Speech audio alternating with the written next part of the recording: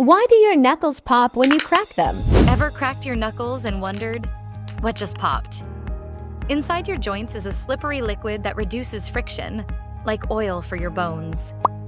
When you pull or bend your finger, the joint space stretches, causing a gas bubble to form. That popping sound? It's the bubble collapsing, not your bones breaking. Fun fact: studies show knuckle cracking doesn't cause arthritis, but doing it too much can weaken grip strength. So next time someone says, "Stop cracking your knuckles," you tell them, "It's just science making bubbles."